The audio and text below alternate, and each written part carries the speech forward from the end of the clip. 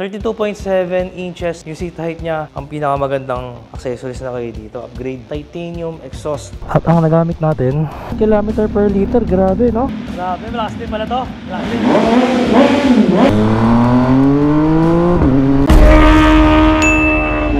Ang MV Agusta ay isang high-end Italian motorcycle manufacturer. At kilala sila sa paggawa ng mga motor na kakaiba yung design. Gagaya na nitong Brutale 800RR.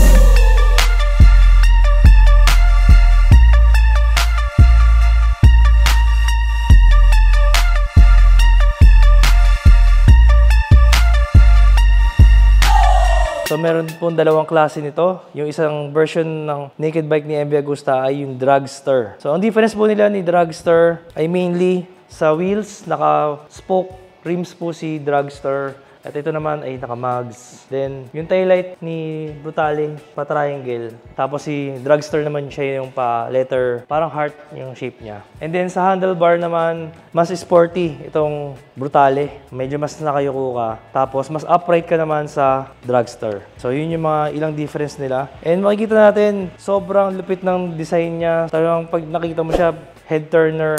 And mapapansin talaga siya ng mga tao na, alam mo, special talaga siya. Alam mo, mamahalin. Talagang galing mag-design ng mga Italian. Nung nagpagas nga ako dito, napagkamalan siyang Ducati nung isang nagpagas din na rider. So, pakikita natin dito, isa sa mga uniqueness nitong bike na to, kita nyo naman yung top triple clamp niya, naka-shape dun sa headlight. Oh. So, itong part na to, naghahawak sa headlight is aluminum. So, kasama tong clamp dito, and isang buo siya kasama nung top triple clamp. So, napaka-unique, di ba? Ang galing nung naisip nila dito. Pati pala yung passenger foot peg niya and yung sa rider foot peg, magkasama siya. Tapos, para siyang letter M for MV Agusta. Yung kanyang steel trellis frame ay pinagsama sa mga aluminum plates. Tapos, meron siyang magnesium subframe dito. So, yun yung combination na unique. Kasi usually, iba, puro steel siya pinaghalo, kaya napakagaan lang nito, guys. So yun yung mga attention to details ng mga Italian. And sa rear mags niya, meron siyang diamond cut dito. So ang ganda.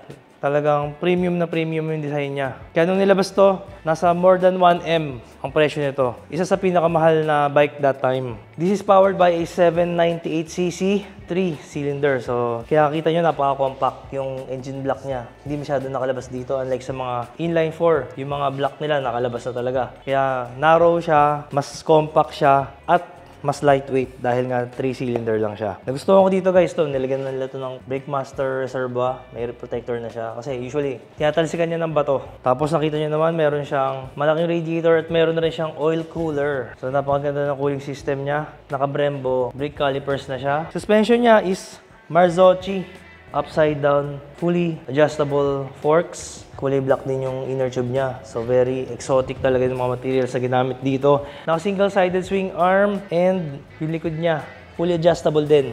Tapos maganda pa dito yung design na ginawa nila, yung signal light and yung plate holder nandito sa may rear wheel. Kaya dito pag dinigyan mo, malinis na malinis. So para na siya talagang race bike. So pag tinanggal mo lang tong fender na to, automatic para ka na naka-fender eliminator. Sobrang slick nung dating. So pag tingnan mo sa likod, kala mo spaceship, kala mo lilipad, sobrang futuristic. Yung shape naman ng tank niya, kala mo din, meron siyang wings nakalabas dito. Tapos dito yung air intake niya. Sobrang galing ng design niya. Talagang pag titignan mo siya, busy-busy, dami nilang pinag-isipan dito na design. Tapos ang linis ng mga wirings niya, linis ng mga hoses niya. And then ito, stock to. Naka-bar and mirror na siya. Kasi nakalagay dito sa ilalim, MV Agusta. Yung brake lever niya, MV Agusta din. Ang galing, para mukha siyang aftermarket kasi foldable to, guys. So ang purpose niyan, guys, kung bakit siya foldable, kasi usually pag natumba ka at tinamaan yung levers mo, napuputol yan. So ang ganda na naisip ni MV Agusta rito. Safe na safe yung levers mo kapag natumba ka. So clutch and brake levers ay foldable parehas. At CNC na siya, pero stock yan. So ganun sila kagalante sa amenities. Tapos may mga accessories na rin to. Meron na siyang carbon fiber front fender, carbon belly pan. Rear tire hugger niya, naka-carbon na din, which is aftermarket. Yung frame sliders ito, guys, CNC, made in Italy, yung brand. So usually ito yung lagayan ng mga battery and electronics ng mga ibang big bike. Pero sa kanya, kita mo, mag-iisip ka kung saan niya na ilagay yung battery at iba pang mga fuse box. So napakagaling nila sa aspect na yan. Kaya sobrang unique nila. Pero yung ganitong design naman ay nagpataas ng seat height niya. So pag sumakay ka dito, para kang naka-sport bike. Yung leather niya, guys, makita nyo naman, sobrang premium ng materials. Tapos Dito, may hinalo sila na parang rubber sa gitna. May MV na logo. Tapos dito may Brutale. Ito yung parang grab handle niya na parang alloy. In-incorporate nila dyan. So, very sleek nung design niya. Tapos dito, perforated leather. Tapos sinamahan nila dito ng parang rubberized sa gilid. So, napaka-premium ng mga materials na ginamit dito. Pero, ang isa lang napansin ko dito is itong part na to. Medyo matulis. Sabi nga doon sa ibang nag-review, para daw siyang board na nilagyan ng upholstery. So, medyo makanto. So, pag nag-hang off ka sa twisties, medyo masakit sa pet tong part na to. Tumutusok siya. Ano? So, yun lang yung napansin ko dito. So, guys, meron na rin siyang adjustable steering damper. Yan, dito yung soft and dito yung hard. So, makakapili ka dyan. Yan. So, kahit nasa biyahe ka, pwede mo i-adjust yung steering damper according sa riding style mo.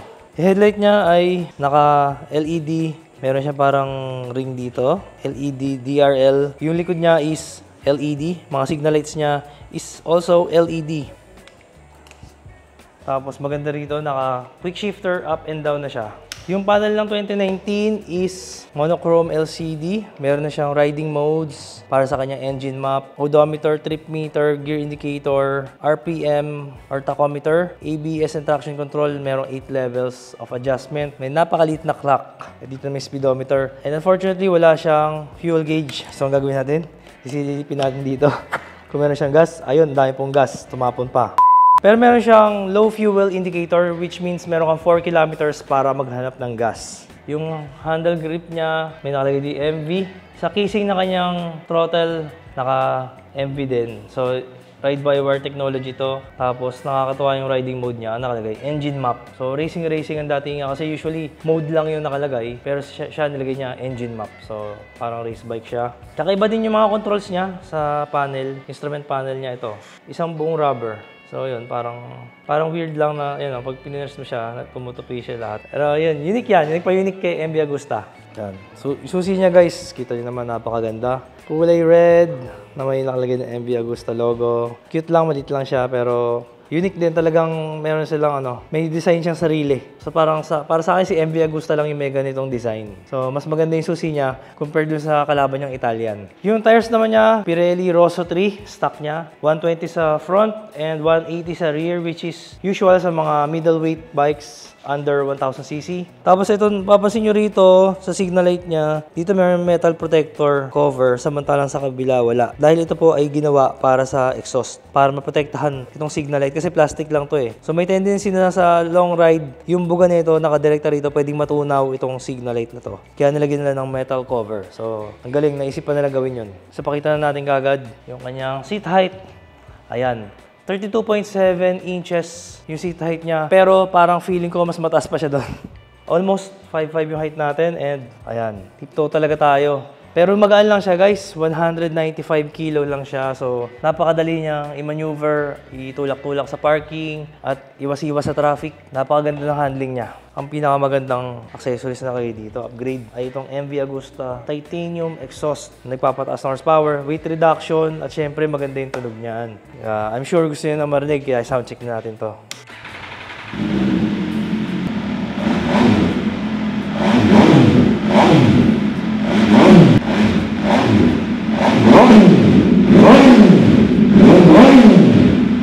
Grabe, malakas din pala to. And by the way guys, for sale nga pala to, 2019 MV Agusta with only 2,900 kilometers odo for only 780k. Message na lang po kayo sa number na to or sa page na to kung interested kayo. At negotiable pa. So yung mga direct competitors niya is yung mga middleweights. Although mas mahal siya, pero sa performance medyo malapit siya sa mga street triple ng Triumph, sa mga MT-09, mga 3 cylinders din. Pero kita nyo naman yung horsepower nito, nasa 140 horsepower. Pero 798cc lang siya. Mas mataas siya compared sa mga ibang triple na middleweights. E ngayon guys, pagas muna tayo. Gamit tayo ulit ng full tank method para malaman natin ang average fuel consumption naman itong Brutale 800RR. So right now, trip meter natin is 69.9 ang start. So 28 kilometers total and mamaya pa full tank tayo ulit para malaman natin ang average niya. So ito guys, tanghalin tapat na and yung temperature natin nasa 70%. Pero okay lang, 60 to 70% yun ang kanyang normal operating temperature. Yung bar and mirror lang ang medyo challenging sa pagsingit, pero yung handling and weight niya sobrang ganda ng chassis. Truck riding, long ride, pwede mo gamitin to. And kung maaalala nyo, nag-review na tayo dati ng isa pang MV Agusta. Yung unang MV Agusta na gamit natin is the Super Veloce, and same engine din naman dito. It's also in 800cc na triple. Napakadali niyang ilipat-lipat to. And comparing kay Super Veloce, mas forgiving itong Brutale para sa akin, ha. Mas matagtag si Super Veloce, and lahat sa kanya mas matigas, mas more on comfort itong si Brutale. Siguro nga dahil sport bike tong si Super Veloce. So para sa akin, itong Brutale sobrang special niya. Kaya kung meron kang gustong bike na ikaw lang halos ang mayroon sa lugar nyo, ito na yung bike na para sa'yo. Bibigyan ka naman niya ng power, friendly naman siya, rider friendly. May mga technology na siya. Hindi siya sobrang takaw sa gas compared sa mga V4, pero bibigyan ka niya ng kasiyahan. Tapos imagine kung gaano nila piniga yung horsepower nito. 140 horsepower on a 798 triple versus sa MT-09 115 horsepower lang yun, naka 849cc. 50cc ang difference sa MT-09, pero mas malakas siya ng almost 25 horsepower. So ganun po kaganda yung nagawa nila ditong technology para mapalakas nila ng ganun yung power ng bike. Kasi short ride ko rito sa bike na to, masasabi ko sobrang nag-enjoy ako dito sa bike na to. Wala akong masabi negative. Yung init niya, hindi naman sobrang init. Siguro itong LCD screen niya lang na medyo na-outdated na, pero same naman to sa mga MT-09 2019 tsaka sa MT-10. So, same naman na naka monochrome LCD, pero the technology, the power, the style andun eh. So for me, it's a collector's bike. And by the way, ito yung dating bike ni Senator JV. So nakonsumo natin is 7.26 liters, at ang nagamit natin 101 kilometers divided by 7.26, 13.9 kilometer per liter. Grabe, no?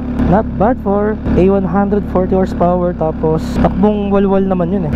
Tipid, almost 14 kilometer per liter. So same din sa konsumo ni ZX-10R, considering na performance motorcycle to.